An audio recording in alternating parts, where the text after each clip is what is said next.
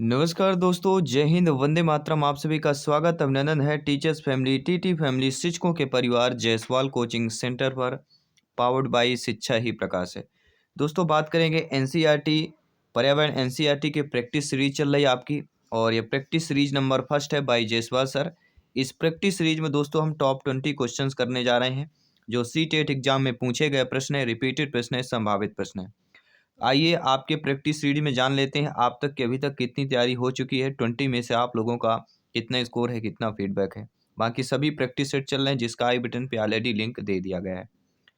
तो चलिए देर न करते शुरुआत करते हैं। पहला प्रश्न जो आप लोगों की स्क्रीन पर है कि घास भूमि क्षेत्र के परितंत्र की खाद्य श्रृंखला में सबसे उच्च स्तर के उपभोक्ता होते हैं। शाकाहारी, मांसाहारी, जीवाणु होते हैं, मांसाहारी या शाकाहारी दोनों होते हैं। तो घास भूमि क्षेत्र के परितंत्र की खाद्य श्रृंखला में सबसे उच्च स्तर के जो उपभोक्ता होते हैं वह हमारे मांसाहारी होते हैं। तो यहाँ पे हमारा बी ऑप्शन ऑलरेडी सही हो जाएगा। जी हाँ साथियों, आप सभी लोग जानते हैं पहला होता है घास होता है। इसको घास हमारी प्राथमिक क्या होती, उत्पादक होती है। टिड्डा प्राथमिक उपभोक्ता होता है जो शाकाहारी होता है। द्वितीयक उपभोक्ता हमारा मांसाहारी हो जाता है। तृतीयक उपभोक्ता सर्प हो जाता है, और अंतिम में जो होता है गिद्ध। ठीक है, जो शीर्ष पर होता है वह मांसाहारी होता ही होता है, ये नोट कर लेना। आइए बात करते हैं आपके अगले प्रश्न की। निम्नलिखित में से कौन सा जैव मंडल का जैविक घटक नहीं है? प्रोटीन, मृदा, कवक या फास्फोरस? सभी कमेंट कीजिएगा। देखिए, जैव मंडल का जो जैविक घटक कहलाता है वह आपका फास्फोरस, प्रोटीन, मृदा। लेकिन कवक आपका अजैविक घटक की बात कर रहे हैं। ठीक है, जैव मंडल का अजैविक घटक प्रोटीन, मृदा, फास्फोरस है। लेकिन कवक आपका जैविक घटक पे आ जाता है, तो अजैविक पे नहीं आएगा। अगर यहाँ पे जैविक पूछा जाता कि इनमें से जैविक घटक कौन सा है, तो कवक हो जाएगा। अगर ये पूछा जाए इनमें से अजैविक घटक नहीं है, तो भी आपका कवक होगा। प्रश्न को थोड़ा पलट दिया गया, बाकी सेम वही है कि अजैविक घटक नहीं है। तो सभी लोग जानते हैं कवक अजैविक घटक नहीं है, कवक हमारा जैविक घटक में आता है। ठीक है, अजैविक घटक वे होते हैं जैसे मृदा, हवा, जल, कार्बनिक, प्रोटीन, कार्बोहाइड्रेट्स, अकार्बनिक पदार्थ, नाइट्रोजन, फास्फोरस, सल्फर, ये हमारे अजैविक घटक कहलाते हैं। अगला प्रश्न जो स्क्रीन पर ऑलरेडी आ चुका है, जो एक मार्क का संबंध पूछा जा रहा है। एक मार्क का संबंध है गुणवत्ता से, पैकेजिंग से, संसाधन से या उत्पादन से। तो आप सभी लोग जानते हैं एक मार्क का संबंध किससे होता है? सभी जानते हैं गुणवत्ता से होता है। पहला ऑप्शन सही हो जाएगा, और ये सी-टेट में आया हुआ प्रश्न है, रिपीटेड प्रश्न है। एक मार्क जो होता है शुद्ध रूप से खाद्य पदार्थों से जुड़ा हुआ एक प्रमाण चिन्ह होता है, जो खाद्य वस्तुओं की शुद्धता एवं गुणवत्ता को सुनिश्चित करता है। यह भारत सरकार के खाद्य मंत्रालय द्वारा दिया जाता है। इस मार्क के मिल जाने से विक्रेता को अपने उत्पाद की शुद्धता को प्रमाणित नहीं करना पड़ता कि हमारा उत्पाद शुद्ध है, हमारा प्रोडक्ट बिल्कुल शुद्ध है। पर स्थितिक तंत्र में ऊर्जा का मुख्य स्रोत क्या होता है? एटीपी, सूर्य का प्रकाश, डीएनए या आरएनए होता है? सभी कमेंट कीजिएगा। जी हाँ दोस्तों, पर इसी तंत्र में ऊर्जा का जो मुख्य स्रोत होता है हमारा सूर्य का प्रकाश, सनलाइट होता है। किसकी बात करेंगे? सनलाइट की बात करेंगे। आइए बात करते हैं बाकी टेलीग्राम ग्रुप से अवश्य जुड़िए, फ्री में नोट्स पीडीएफ फाइल प्राप्त कीजिए। अगला प्रश्न है, भूपरिष्कीय तंत्र में ऊर्जा का महत्वपूर्ण स्रोत क्या होता है? सूर्य, पृथ्वी, चंद्रमा, शुक्र? सभी कमेंट कीजिए। तो पारिस्थितिकी तंत्र में ऊर्जा का जो महत्वपूर्ण स्रोत होता है वो हमारा सूर्य ही होता है। पहला ऑप्शन सही हो जाएगा। प्रश्न बदल जाएगा लेकिन आपका उत्तर नहीं बदलेगा। किसी खाद्य श्रृंखला में शाकाहारी क्या होते हैं? मांसाहारी तो शीर्ष पर होते हैं, लेकिन किसी खाद्य श्रृंखला में शाकाहारी को कौन होते हैं? प्राथमिक उत्पादक, प्राथमिक उपभोक्ता, द्वितीयक उपभोक्ता या अपघटनकर्ता होते हैं। तो आप सभी लोग जानते हैं, ज्ञानी सर्वव्याख्याता लोग हैं, आपने डीआर बीएड में पढ़ा भी होगा। किसी खाद्य श्रृंखला में जो शाकाहारी होता है वह प्राथमिक उपभोक्ता होता है। और प्राथमिक उत्पादक कौन होते हैं? हरे पेड़ पौधे, चारा वगैरह, ये प्राथमिक उत्पादकता होते हैं। अगला, जब मोर सांप को खाता है, सांप कीड़ों को खाता है और कीड़े हरे पौधों को खाते हैं, तो मोर का जो पोषण तल होता है वह प्राथमिक उपभोक्ता है, अंतिम अपघटक है, प्राथमिक अपघटक है, या खाद्य पिरामिड के शीर्ष पर हो जाता है। तो जब मोर सांप को खाता है, सांप कीड़ों को खाता है और कीड़े हरे पौधों को खाते हैं, तो मोर का जो पोषण स्थल होता है, पोषण तल हो जाता है, वह खाद्य पिरामिड के शीर्ष पर हो जाता है। ठीक है, आइए बात करते हैं आपके अगले प्रश्न की। जब एक जीव लाभ लेता है बगैर दूसरे सहजीवी जीव को प्रभावित किए तो क्या कहलाता है? परजीवी, सहभोजी, मृतोपजीवी या सहजीवी कहलाता है। तो आप सभी लोग जानते हैं, जब एक जीव लाभ लेता है बगैर दूसरे सहवासी जीव को प्रभावित किए तो वह हमारा सहभोजी कहला जाता है। मतलब उसके सहमत से उसका उपयोग करना, यूज करना। बी ऑप्शन सही हो जाएगा। अगला प्रश्न दिया गया कि इकोसिस्टम की सही परिभाषा क्या है? परस्पर क्रिया करने वाले जीव समुदाय, किसी स्थान का अजीवीय घटक, पृथ्वी और वायुमंडल का क्षेत्र जहाँ जीव रहते हैं, जीव समुदाय और उसके वातावरण का संतुलित तंत्र की बात करते हैं। तो इकोसिस्टम की जो सही परिभाषा है वह हमारी क्या हो जाती है? तो जीव समुदाय और उसके वातावरण का संतुलित तंत्र को ही इकोसिस्टम कहा जाता है, पर इसकी तंत्र कहा जाता है। डी वाला ऑप्शन यहाँ पे सही हो जाएगा। अगला प्रश्न दिया गया कि जो शाकाहारी जंतु भोजन के लिए हरे पेड़ पौधे पर निर्भर रहते हैं, प्रथम चरण उपभोक्ता कहलाते हैं, द्वितीय चरण उपभोक्ता, तृतीय चरण या उपभोक्ता कहलाते हैं, कौन कहलाते हैं?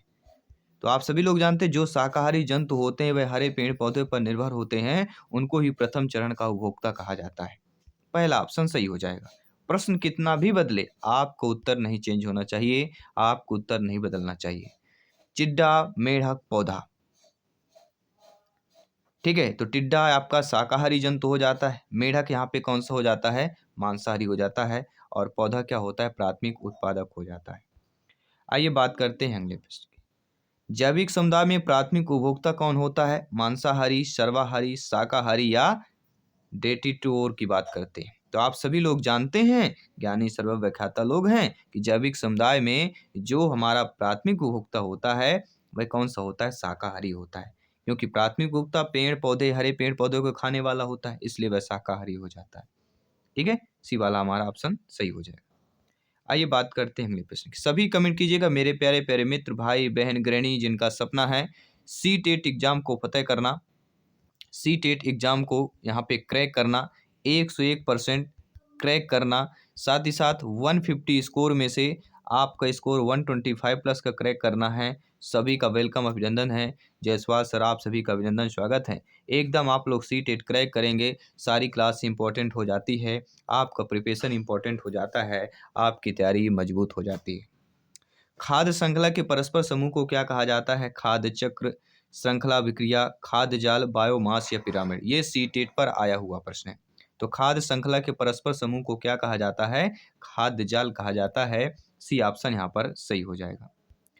अगला प्रश्न, निम्न में से सर्वाधिक उत्पादक पर इसकी तंत्र कौन होता है? उष्णकटिबंधीय, वर्षावन, टुंड्रा, शबाना या मरुस्थल हो जाता है। तो आप सभी लोग जानते हैं इसमें सर्वाधिक उत्पादक जो पर इसकी तंत्र इकोसिस्टम हो जाता है वह हमारा उष्णकटिबंधीय वर्षा वन हो जाता है। किसी भी प्रश्न पर डाउट है, बेफिक्र आप लोग कमेंट कर सकते हैं, क्योंकि आप जानते हैं इस प्रकार के वन जो होते हैं विषुवत रेखा के आसपास पाए जाते हैं। जी हाँ, उष्णकटिबंधीय वर्षा वन सर्वाधिक उत्पादक पर इसकी तंत्र है, और ये कहाँ पर पाए जाते हैं? वन, इस प्रकार के वन विषुवत रेखा के आसपास पाए जाते हैं, और इस क्षेत्र में पर्याप्त वर्षा तथा पर्याप्त तापमान होने के कारण परिस्थिति तंत्र के उत्पादन के लिए आदर्श उत्पन्न हो जाते हैं। अगला जो प्रश्न दिया गया कि पर्यावरण की परिभाषा क्या है? पर्यावरण की परिभाषा एबायोटिक एवं बायोटिक घटक है, समुद्र तल के नीचे पृथ्वी पर वस्तुएं हैं, चीजें जो आपको घेरती हैं, या उपरोक्त में से कोई नहीं। सभी कमेंट कीजिए। तो पर्यावरण की जो परिभाषा हमारी कहलाती है वह क्या कहलाती है? तो पर्यावरण की परिभाषा आपकी एबायोटिक एवं बायोटिक घटक अर्थात जैविक और अजैविक घटकों की बात करते हैं। पहला ऑप्शन यहाँ पे आप लोगों का सही हो जाएगा। आप जानते हैं पर्यावरण जो अनेक तत्वों से मिलकर बना है, जो व्यवस्थित समूह में होता है, जिसमें सभी घटक बायोटिक एबायोटिक प्रकृति में संतुलित रूप में होते हैं। ये सारी चीजें हैं जो एनसीईआरटी का पूरा निचोड़ है आपका। अगला प्रश्न है, निम्नलिखित में से किस एक प्राणी को किसान का मित्र कहा जाता है? सी टेट में या कह सकते हैं टीटी एग्जाम का नंबर 1 क्वेश्चन है। चींटी, केचुआ, मधुमक्खी, तितली, कई बार पूछा गया रिपीटेड प्रश्न है। तो जिस एक प्राणी को किसान का मित्र कहा जाता है सभी लोग जानते हैं केचुआ। केचुआ क्या होता है? मिट्टी के नीचे की मिट्टी को ऊपर लाता है, उपजाऊ मिट्टी को करता है, मिट्टी में छिद्र करता है, खेतों में छिद्र करता है, जिससे भरपूर आपका ठीक है हवा पहुंच पाती है, और नीचे की मिट्टी को ऊपर लाता है, उपजाऊ मिट्टी को ऊपर लाता है, ताकि जो फसल है वो अच्छी हो सके, फसल को ऊर्जा प्राप्त हो सके, और मिट्टी और अधिक उपजाऊ जिससे हो जाती है, जिससे फसल में उत्पादन में वृद्धि होती है। निम्नलिखित में से कौन सा द्वितीय श्रेणी का उपभोक्ता है? हाथी, सांप, शेर, बकरी। सभी कमेंट कीजिएगा। तो द्वितीय श्रेणी का जो उपभोक्ता कहलाता है वह सभी लोग जानते हैं, सांप। सांप द्वितीय श्रेणी का उपभोक्ता कैसे कहला जाता है? देखिए, बकरी पेड़ पौधे को खाती है, पत्तियों को खाती है, यह प्राथमिक उपभोक्ता हो गई। ठीक है। टिड्डा हो गया, प्राथमिक उपभोक्ता हो गया।